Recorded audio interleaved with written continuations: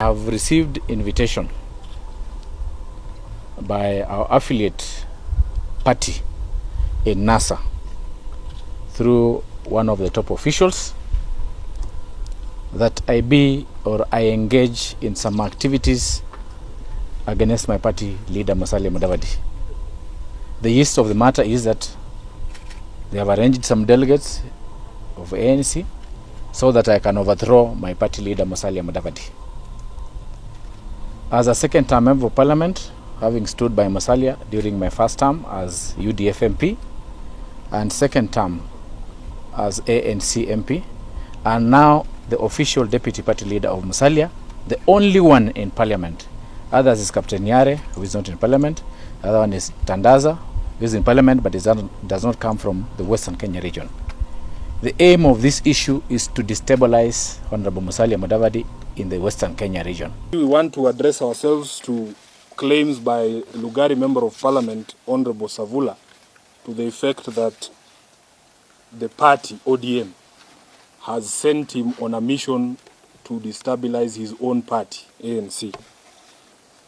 In African culture, there is consensus that a drunkard and a loose mouth is never one to be trusted with strategy at whatever level. In Luya culture specifically, where we come from, the process of initiation opens up initiates to a world of confidentiality, measured speech, and brutal honesty.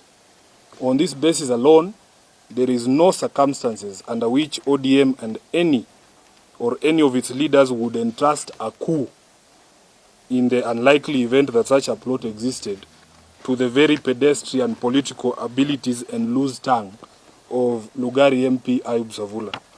Indeed, as the dominant political movement in Western Kenya, ODM has no compelling reason to plan a coup in the ANC party against Musalia Mudavadi. We reiterate the stated policy of ODM that our policy is that of non-interference in the internal workings of other political parties, because as you all know, we have issues of our own as we strive to perfect ourselves. We have stated countless times that Musalia Mudavadi is a one-gear lorry hurtling down a hill unaided on a long-term self-destruct mode that has never needed the assistance of Right Honorable Raila Odinga or ODM to crash into oblivion. Left to his own devices, Mudavadi is around-the-clock coup plot against himself, simply by his uninspiring disposition, political inertia, and inexplicable affinity for bad choices. Given the millions of choices available on the political landscape, it is more exciting for us as a party to sit back and watch Mudavadi send himself into political oblivion rather than create a weak martyr out of him by plotting his overthrow. The one thing Savula and Mudavadi share that may inform their incessant outbursts against ODM must be their newfound love for easy funds from that bottomless corruption pit in Sugoi. Knowing Savula, we forgive him for today, since we can't tell if he spoke on one of those rare occasions when he was sober. However, we cannot fail to remind him that politics of the ledger, where his lips speak for the highest bidder, is not our brand.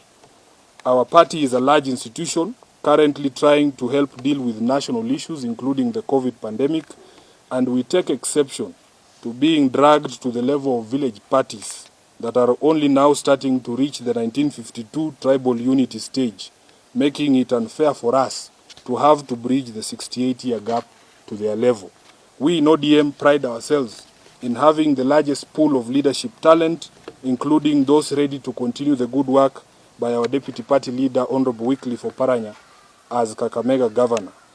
Ayub Savula is not even on our radar as one of the possible successors of Governor Oparanya, and any claims otherwise are but figments of his fertile imagination. We want to challenge Savula to reveal the senior ODM official he alleges approached him with the coup plot.